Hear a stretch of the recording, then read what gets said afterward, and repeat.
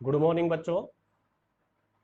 Last class में हमने ये जाना कि स्थिर वैद्युतिकी क्या होता है,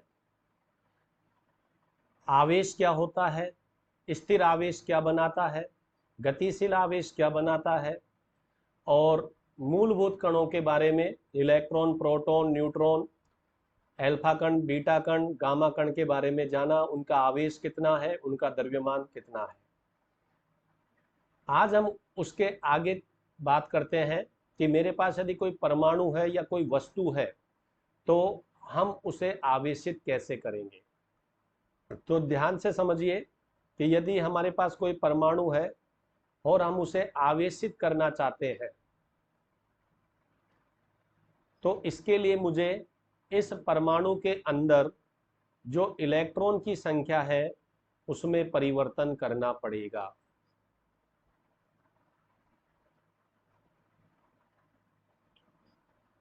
ठीक है। अब ये परिवर्तन दो प्रकार से होगा। या तो आप इलेक्ट्रॉन की कमी करेंगे, यानी कि परमाणु से इलेक्ट्रॉन का उत्सर्जन करवा देंगे, या परमाणु को इलेक्ट्रॉन दे देंगे जिससे इलेक्ट्रॉन की वृद्धि हो जाएगी। ठीक है। अब यहां पर पहला प्रश्न ये आता है कि इलेक्ट्रॉन में ही ऐसा क्यों होगा, प्रोटॉन से क्यों नहीं होगा। ठीक है। तो इसका एक रीजन मैं बताता हूं कि देखिए, आप इलेक्ट्रॉन की कमी आप करेंगे या वृद्धि करेंगे तो इसके लिए आपको ऊर्जा देनी पड़ती है, ऊर्जा देनी पड़ती है। अब जो ऊर्जा आप देते हैं इस ऊर्जा से इलेक्ट्रॉन की संख्या में परिवर्तन आसानी से हो जाता है। ऐसा क्यों? क्योंकि आप जानते हैं कि परमाणु हम जनरली यूं बनाते हैं, ये नाभिक, और ये नाभिक के अंदर प्रोटॉन होते हैं और इलेक्ट्रॉन इसके चारों ओर बाहर चक्कर लगाते हैं। इलेक्ट्रॉन बाहर चक्कर लगाते हैं इस तरह से। तो ये नाभिक है, इस नाभिक के अंदर प्रोटॉन है, ये प्रोटॉन है, और ये इलेक्ट्रॉन है। तो प्रोटॉन कहाँ पाए जाते हैं? नाभिक के अंदर।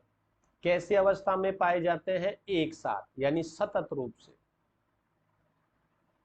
और नाभिक के अंदर पाए जाते हैं तो नाभिक इनके ऊपर कौन सा बल लगाता है? नाभिकीय बल। ये जो नाभिकीय बल होता है प्रकृति का सबसे प्रबल बल होता है। ये प्रकृति का सबसे प्रबल बल है नाभिकीय बल। आपको पता होगा प्रकृति का प्रबल बल है, सबसे ताकतवर बल है ये। ठीक है। तो सीधी सी बात है, प्रोटॉन नाभिक के अंदर एक सिक्योरिटी में है। तो यदि आप इसको एनर्जी भी देंगे तो प्रोटॉन को नाभिक से बाहर निकालने के लिए बहुत ज्यादा एनर्जी की आवश्यकता होती है। ये एनर्जी मेगा इलेक्ट्रॉन वोल्ट में चाहिए, जो पॉसिबल नहीं होती है। ठीक है। अब आप यहां पर देखिए, ये इलेक्ट्रॉन है, तो ये इलेक्ट्रॉन है तो सब अलग अलग बिखरे हुए हैं। तो इलेक्ट्रॉन किस रूप में पाए जाते हैं? यहां पर ये इलेक्ट्रॉन विविक्त रूप में पाए जाते हैं। अलग अलग को हम क्या बोलते हैं? विविक्त रूप से, बिखरे हुए, विविक्त रूप से। ठीक है। और ये कौन से बल से बंधे हुए हैं? तो सीधी सी बात है, इसके और नाभिक के बीच में जो बल लग रहा है, नाभिक आपको मालूम है धनावेश होगा क्योंकि प्रोटॉन है, इलेक्ट्रॉन ऋणावेश है। तो इनके बीच में विद्युत चुंबकीय बल लगता है, विद्युत चुंबकीय बल लगता है। तो ये बल इतना ताकतवर नहीं है। तो पहली बात, ये अलग अलग है। और नंबर 2, विद्युत चुंबकीय बल है जो नाभिकीय बल की तुलना में तो बहुत ही कम है। ठीक है। तो सीधी सी बात है, अकेले को तोड़ना आसान है। जैसे वो कहानी थी लकड़ी का बंडल, मतलब लकड़ी का जो बंडल था उसको तोड़ना मुश्किल है, लेकिन उस बंडल को खोल दे और एक एक लकड़ी कर दे तो लकड़ी को तोड़ना आसान है। बस वही केस यहां पर लगेगा कि इलेक्ट्रॉन विविक्त रूप से पाया जाता है। नंबर 2, ये विद्युत चुंबकीय बल से बंधा होता है, जबकि प्रोटॉन सतत रूप से रहता है और नाभिकीय बल लगा रहता है। इसलिए प्रोटॉन को नाभिक से बाहर निकालने के लिए बहुत ज्यादा एनर्जी की आवश्यकता होती है, जबकि इलेक्ट्रॉन को नाभिक से बाहर निकालने के लिए बहुत कम एनर्जी की आवश्यकता होती है। यही कारण है कि इलेक्ट्रॉन की संख्या में परिवर्तन प्रोटॉन की तुलना में आसानी से होता है। आसानी से हो जाता है। इसलिए जब भी आप एनर्जी देंगे तो उस एनर्जी से इलेक्ट्रॉन की संख्या में ही परिवर्तन होगा। ठीक है, आपको यह भी ध्यान रखना है, नॉर्मली परमाणु उदासीन होता है, परमाणु उदासीन होता है, क्योंकि आपको यह पता होना चाहिए कि जितना धनावेश होता है परमाणु के पास उतना ही उसके पास ऋणावेश भी होता है। अब धनावेश प्रोटॉन के कारण होता है, ऋणावेश इलेक्ट्रॉन के कारण होता है, और लास्ट क्लास में हमने पढ़ा था प्रोटॉन और इलेक्ट्रॉन का आवेश बराबर होता है। तो इसका मतलब आप ये कह सकते हैं कि परमाणु के अंदर प्रोटॉन की संख्या और इलेक्ट्रॉन की संख्या बराबर होती है। परमाणु के अंदर प्रोटॉन की संख्या बराबर इलेक्ट्रॉन की संख्या।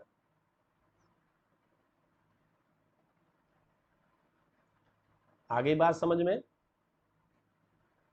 ये बहुत काम की चीज है कि कोई भी परमाणु है वो उदासीन होता है। क्यों होता है भाई? क्योंकि उसके अंदर धनावेश और ऋणावेश बराबर होता है, और धनावेश और ऋणावेश बराबर होता है, इसका मतलब परमाणु के अंदर प्रोटॉन की संख्या और इलेक्ट्रॉन की संख्या बराबर होती है।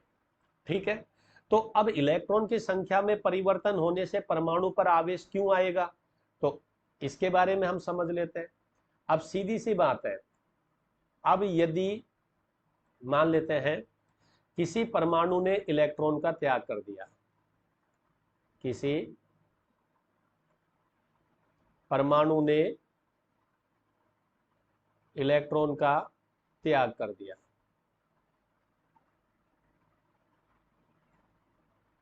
तो सीधी सी बात है कि उस स्थिति में जो प्रोटॉन की संख्या होगी वो इलेक्ट्रॉन की संख्या से ज्यादा हो जाएगी।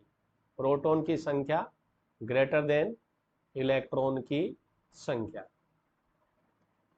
तो सीधी सी बात है, ऐसी स्थिति में आप ये कहेंगे कि परमाणु का धनावेश ऋणावेश से ज्यादा हो जाएगा। तो अब यदि मैं कुल आवेश निकालूंगा, तो यदि मैं कुल आवेश निकालूंगा तो वो आंसर प्लस में आएगा, वो धनावेश में निकलकर आएगा।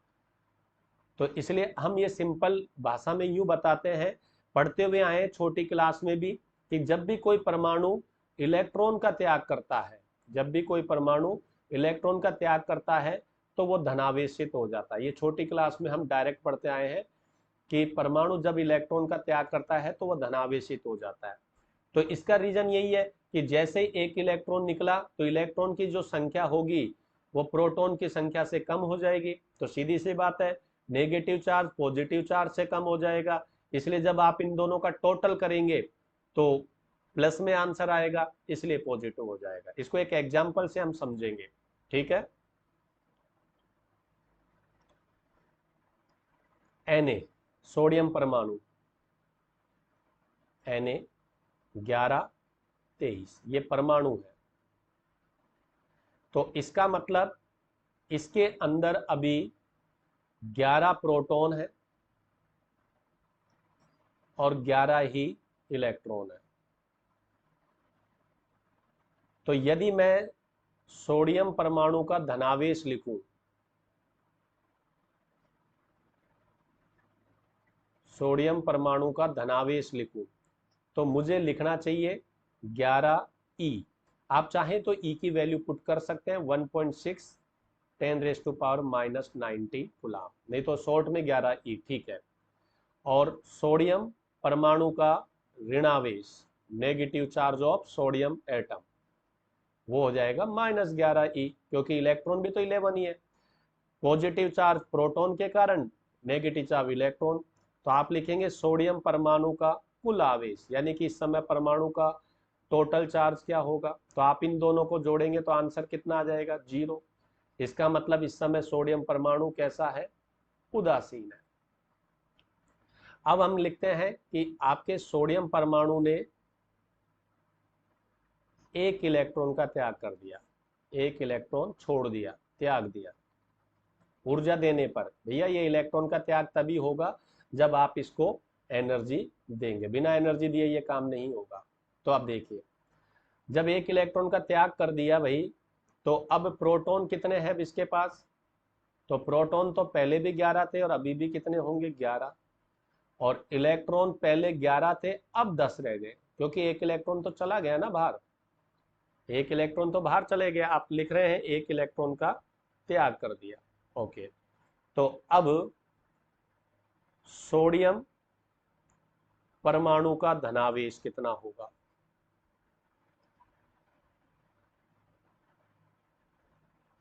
तो भाई प्रोटॉन कितने हैं? 11 मल्टीप्लाई ई की वैल्यू 1.6 10 की पावर -19।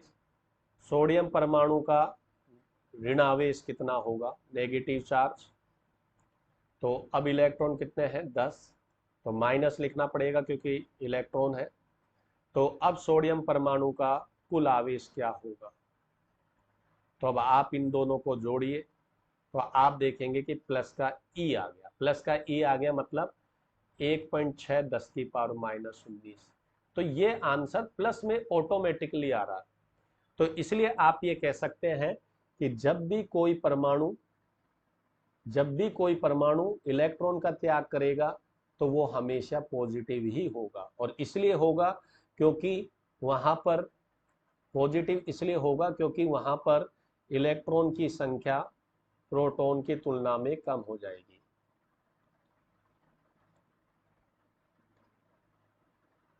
इलेक्ट्रॉन की संख्या प्रोटॉन की तुलना में कम हो जाएगी।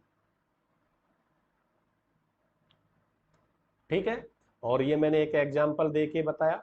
इसलिए हम इसको इस तरह से लिखते हैं कि जैसे ये सोडियम है Na-E, तो इसके ऊपर एक इलेक्ट्रॉन निकला है तो एक प्लस, और एक प्लस का मतलब ई मतलब 1.6 10⁻⁻19। जैसे Mg लिखें आप और -2e कर दें तो उसके ऊपर आप Mg प्लस प्लस या Mg2 प्लस लिखेंगे। तो अब Mg2 प्लस का चार्ज कितना है? Mg2 प्लस का, तो Mg+2 का आवेश आप क्या लिखेंगे भाई? तो दो धनावेश है, 2 मल्टीप्लाई 1.6 10⁻⁻19 गुना, ये आपका पॉइंट है। ठीक है, तो इस तरह से आपने देखा। अब सेकंड पॉइंट क्या है? यदि कोई परमाणु इलेक्ट्रॉन ले ले, यदि कोई परमाणु इलेक्ट्रॉन ले ले तो ऐसी कंडीशन में क्या होगा? तो सीधी सी बात है, अब आपके प्रोटॉन की संख्या वो लेस देन हो जाएगी इलेक्ट्रॉन की संख्या से, क्योंकि इलेक्ट्रॉन बढ़ गया। तो इसका मतलब आप कह सकते हैं कि जो धनावेश की वैल्यू होगी वो ऋणावेश से कम हो जाएगी। तो यदि आप अब कुल आवेश निकालेंगे तो वो कुल आवेश नेगेटिव आएगा।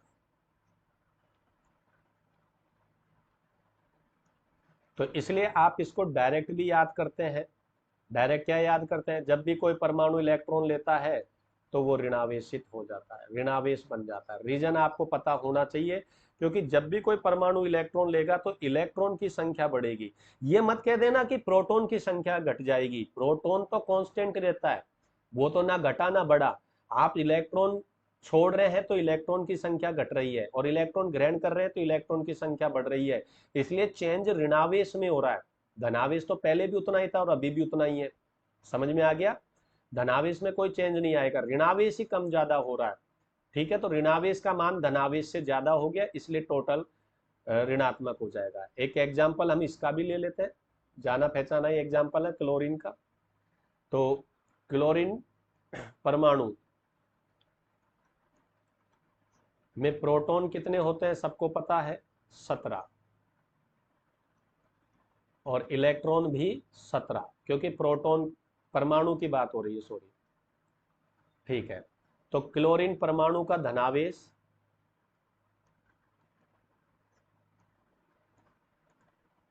क्लोरीन परमाणु का धनावेश तो आप क्या लिख देंगे? 17e। और क्लोरीन परमाणु का ऋणावेश आप क्या लिख देंगे? -17e। तो क्लोरीन परमाणु का कुल आवेश तो वो कितना आ जाएगा? 0, क्योंकि दोनों को आप जोड़िए 0 आ जाएगा। अब क्लोरीन परमाणु ने एक इलेक्ट्रॉन ग्रहण किया, तो अब प्रोटॉन कितना हो गया भैया? तो प्रोटॉन तो अभी भी 17 ही है। इलेक्ट्रॉन कितना हो गया भैया? तो 17 पहले थे, एक आ गया, तो अब 18 हो गया। ठीक है, तो अब धनावेश कितना हो जाएगा? तो अब धनावेश हो जाएगा 17 E, और ऋणावेश कितना हो जाएगा? 18E, लेकिन माइनस में। तो कुल आवेश कितना हो जाएगा? तो कुल आवेश आपको देखिए घटाएंगे तो माइनस का E बचेगा। माइनस का E मतलब -1.6 इंटू 10⁻⁻19 गुलाम। ऑटोमेटिकली नेगेटिव आया है, हम जबरदस्ती नहीं ला रहे, नेगेटिव आया है। ठीक है, तो ये चीज आपने बचपन में पढ़ भी रखी है इस चीज को, कि जब भी कोई परमाणु इलेक्ट्रॉन लेता है, इलेक्ट्रॉन ग्रहण करता है, ये चीज वो नेगेटिव हो जाता है। ये बात हमने पढ़ रखी है, कोई पहली बार नहीं पढ़ रहे। लेकिन क्यों हो रही है, ये कुछ बता देते हैं, कुछ को पता होता है, कुछ को पता नहीं होता है। तो ध्यान रखना है कि इलेक्ट्रॉन की संख्या बढ़ने से वो नेगेटिव हो जाता है। जैसे Cl परमाणु है, प्लस का इलेक्ट्रॉन आया, ये Cl माइनस बन गया। तो अब इसका एक माइनस है, तो एक माइनस है, तो इसका मतलब Cl माइनस का जो चार्ज होगा वो -1.6 10⁻⁻19 कूलाम होगा। क्लियर? कोई दिक्कत की बात नहीं है। तो अब आप समझ गए कि किसी भी परमाणु के इलेक्ट्रॉन की संख्या में परिवर्तन करके, इलेक्ट्रॉन की संख्या में वृद्धि करके उसे ऋणावेशित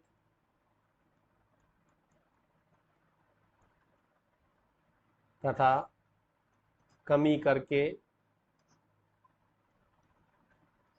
उसे धनावेशित बना सकते हैं।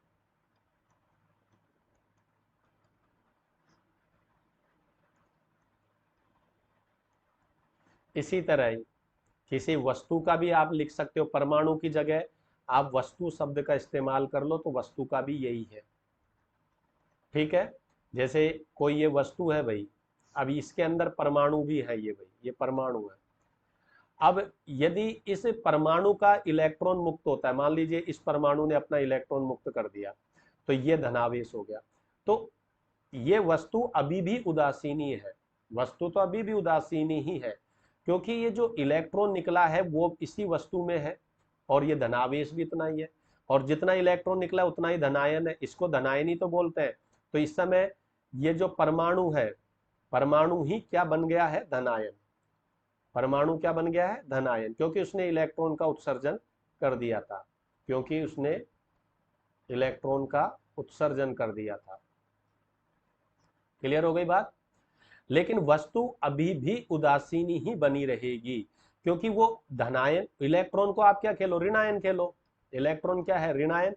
तो अभी भी वस्तु के अंदर धनायन मौजूद है, और वस्तु के अंदर ही ऋणायन मौजूद है, और जितना धनायन है उतना ही ऋणायन है। इसलिए परमाणु जरूर आपका धनायन हो गया, यानी परमाणु जरूर आवेशित हो गया, लेकिन वस्तु अभी भी उदासीन है। वस्तु कब आवेशित होगी? जब ये आपकी वस्तु है और ये परमाणु है, अब इसमें से किसी एक परमाणु का इलेक्ट्रॉन बिल्कुल वस्तु के बाहर ही कूद जाए, बिल्कुल बाहर कूद जाए, तो ऐसी स्थिति में अब वस्तु धनावेशित हो जाएगी, वस्तु धनावेशित हो जाएगी ऐसी कंडीशन में। आगे बात समझ में? लेकिन ये इलेक्ट्रॉन बाहर आसानी से कूदते नहीं है। क्यों? क्योंकि इसके ऊपर, ये मैं आगे जब आपको विभव वाला पॉइंट पढ़ाऊंगा चैप्टर 2 में, तब और क्लियर हो जाएगा। मॉडर्न फिजिक्स में प्रकाश विद्युत प्रभाव पढ़ाऊंगा, तब क्लियर हो जाएगा। ये एक विभव रोधिका होती है, यानी कि एक विभव होता है, एक बैरियर होता है, यानी यूं समझ लीजिए ये इलेक्ट्रॉन को बाहर नहीं जाने देता। ये बैरियर इस इलेक्ट्रॉन को बाहर जाने के लिए एनर्जी की डिमांड करता है, यानी कि इस इलेक्ट्रॉन को बाहर जाना है तो इस बैरियर को पार करना पड़ेगा, विभव रोधिका को पार करके ही इलेक्ट्रॉन बाहर जा सकता है। विभव रोधिका को पार करने के लिए इलेक्ट्रॉन को एनर्जी की आवश्यकता होगी, ऊर्जा की आवश्यकता होगी। ठीक है, तो यदि हम इनको, इस इलेक्ट्रॉन को इतनी एनर्जी बाहर से दे तो ये इलेक्ट्रॉन बाहर निकलेंगे, वरना विभव रोधिका इसको बाहर नहीं जाने देगी।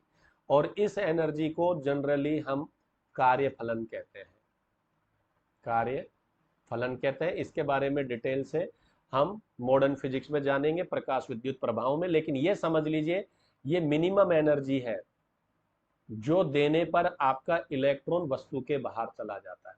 ये एनर्जी आप दे दोगे तो आपका इलेक्ट्रॉन वस्तु के ही बाहर चला जाएगा, यानी कि आपकी वस्तु धनावेशित हो जाएगी। तो एक चीज आपने यहां पर सीखी कि परमाणु धनावेशित हो जाता है, इसका मतलब ये नहीं है कि वस्तु धनावेशित हो। वस्तु को धनावेशित होना है तो उसको विभव रोधिका को पार करके इलेक्ट्रॉन को बाहर आना ही पड़ेगा। और विभव रोधिका को यदि पार करना है तो भैया उसको एनर्जी देनी पड़ेगी, और ये एनर्जी आप देंगे, चाहे प्रकाश के द्वारा दो, चाहे विभवांतर लगा के दो, चाहे यांत्रिक ऊर्जा से दो, चाहे कोई भी तरीका दो, आपको एनर्जी आपको देनी पड़ेगी। और इस एनर्जी को यदि मैं सिंपली भाषा में कहूं तो कार्यफलन कहते हैं इस एनर्जी को। ठीक है, तो कार्यफलन जनरली एक मिनिमम एनर्जी है जिससे इलेक्ट्रॉन वस्तु के बाहर आ जाता है। और एक चीज ध्यान रखना, एक एनर्जी और आपने सुन रखी है, आयनन ऊर्जा। आयनन ऊर्जा, आयनन ऊर्जा क्या होती है जानते हैं सब? इलेक्ट्रॉन को परमाणु से बाहर आने के लिए आवश्यक ऊर्जा, परमाणु से बाहर आने के लिए आवश्यक ऊर्जा। अब मैं ये संक्षेप में समझा रहा हूं, ऐसे इसमें डिटेल होती है, प्रथम आयनन ऊर्जा, द्वितीय आयनन ऊर्जा, लेकिन मैं शॉर्ट में समझा रहा हूं। ठीक है, कि आयनन ऊर्जा क्या है और कार्यफलन क्या है, ये भी एक एनर्जी है। इलेक्ट्रॉन को शॉर्ट में ही समझा रहा हूं, डिटेल से मॉडर्न फिजिक्स में समझाऊंगा। वस्तु से बाहर आने के लिए आवश्यक ऊर्जा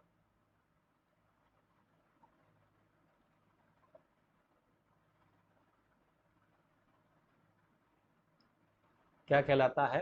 कार्यफलन कहलाता है। ठीक है भाई, यहां तक की बात क्लियर हो गई कि हमें कोई वस्तु यदि आवेशित करनी है तो इलेक्ट्रॉन को या तो लाना पड़ेगा या देना पड़ेगा या लेना पड़ेगा। देते हैं इलेक्ट्रॉन, यदि परमाणु देता है तो धनावेशित, लेता है तो ऋणावेशित, कारण वगैरह हम समझ चुके हैं। ठीक है, अब इस इलेक्ट्रॉन को हम कैसे तो लेते हैं, कैसे हटाते हैं, तो इसकी विधियां होती है, वस्तु को आवेशित करने की विधियां होती है, वस्तु को आवेशित करने की विधियां होती है। ठीक है, इलेक्ट्रॉन को इतना बड़ा तो है नहीं कि उठा के निकाल दिया, वस्तु को आवेशित करने की विधियां होती है। इसमें हमारे कोर्स में 3 विधियां हैं। पहली घर्षण विद्युत यानी कि इलेक्ट्रिक फ्रिक्शन, दूसरा कंडक्शन यानी कि चालन, और तीसरा इंडक्शन यानी कि प्रेरण। ये सबसे इंपॉर्टेंट है, वेरी इंपॉर्टेंट। ठीक है, एक एक को देखते हैं। सबसे पहले हम घर्षण विद्युत ले लेते हैं। घर्षण विद्युत, इसमें क्या करना है कि दो उदासीन वस्तुओं को परस्पर रगड़ा जाता है, जिससे एक वस्तु के इलेक्ट्रॉन दूसरी वस्तु में स्थानांतरित हो जाते हैं, एक वस्तु के इलेक्ट्रॉन दूसरी वस्तु में स्थानांतरित हो जाते हैं। सिंपल सा है, कोई ज्यादा बड़ा वो नहीं है, रॉकेट साइंस नहीं है। घर्षण विद्युत में आपने कोई वस्तु ली ए, दूसरी वस्तु ली बी, दोनों का फर्श, ये दोनों टच होने चाहिए एक दूसरे से, और फिर आपने इसको रगड़ा ऐसे, तो जोर से रगड़ा, तो क्या होगा, जब आपने इसको रगड़ा तो रगड़ने पर क्या होता है, यहाँ पर घर्षण होता है। घर्षण के कारण एनर्जी बनती है। इस एनर्जी को लेकर किसी भी वस्तु के इलेक्ट्रॉन एक से दूसरे में चले जाते हैं। ठीक है, इस एनर्जी को यूज करेंगे और इलेक्ट्रॉन का स्थानांतरण होगा। तो मैं मान लेता हूं कि ये ए के इलेक्ट्रॉन थे, ये क्या करेंगे, बी में चले जाएंगे ऐसे। तो अब सीधी सी बात है, एक वस्तु में इलेक्ट्रॉन की कमी हो जाएगी, एक वस्तु में इलेक्ट्रॉन की कमी हो जाएगी और दूसरी वस्तु में इलेक्ट्रॉन की वृद्धि हो जाएगी। ठीक है, तो जिसमें कमी हो गई वो वस्तु धनावेशित हो जाएगी और जिसमें वृद्धि हो गई वो वस्तु ऋणावेशित हो जाएगी। कॉमन सेंस की बात, इतना कोई है नहीं। अब एक वस्तु जितना इलेक्ट्रॉन भेजेगी दूसरी उतना ही इलेक्ट्रॉन लेगी, तो इसका मतलब एक वस्तु पर जितना धनावेश आएगा दूसरी वस्तु पर भी उतना ही ऋणावेश आएगा। तो आप ये कह सकते हैं दोनों वस्तुओं पर समान परिमाण का आवेश आता है, लेकिन प्रकृति विपरीत होती है, प्रकृति विपरीत होती है। समान परिमाण का क्यों आया ये आप समझ गए होंगे, क्योंकि एक ने जितने इलेक्ट्रॉन भेजे दूसरे को उतना लेना पड़ा। और प्रकृति विपरीत क्यों आई ये भी आप समझ गए, एक को देना है एक को लेना है, तो जिसमें देगा उसके इलेक्ट्रॉन की कमी आएगी तो उस पर पॉजिटिव आएगा और दूसरा लेगा तो सीधी सी बात है वो ऋणावेशित होगा। आगे बात समझ में। तो इस प्रकार ये घर्षण विद्युत का केस आता है कि आप इसमें कुछ भी नहीं करना है, सिंपल सा है। आपको दो वस्तुएं लेनी है, दो उदासीन वस्तुएं लेनी है, उनको परस्पर रगड़ना है, रगड़ते ही एनर्जी बनेगी और उस एनर्जी के कारण एक वस्तु का इलेक्ट्रॉन दूसरी वस्तु में चला जाएगा, तो एक वस्तु पॉजिटिव और एक वस्तु नेगेटिव हो जाएगी। ठीक है, जैसे हम कुछ एग्जाम्पल इसमें देखते हैं कि कुछ एग्जाम्पल देख लेते हैं, ज़्यादा की ज़रूरत नहीं है, ऐसे सवाल ऐसे जनरली पूछते नहीं है। जैसे धनावेश ऋणावेश में, जैसे आप कांच की छड़ लेते हो, यदि कांच की छड़ को सिल्क के कपड़े से रगड़े तो कांच की छड़ पर पॉजिटिव चार्ज आता है और सिल्क के कपड़े पर नेगेटिव चार्ज आता है। ठीक है, और देखें, यदि बिल्ली की खाल को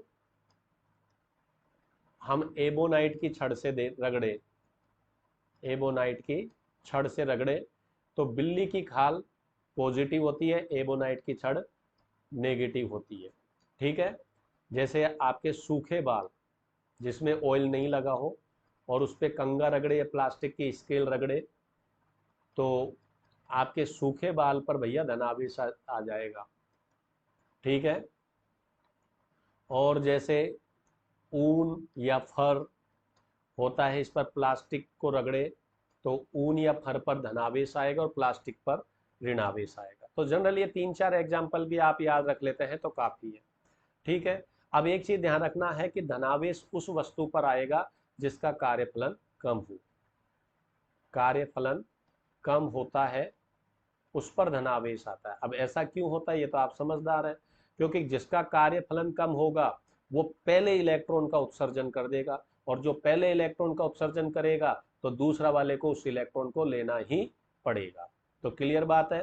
तो जिसका कार्यफलन कम होता है वो वस्तु जनरली धनावेशित होती है, दूसरी वस्तु ऋणावेशित होती है। तो ऐसे लंबी चौड़ी ऐसे तो लिस्ट खूब मिल जाएगी, लेकिन इतनी जरूरत नहीं है।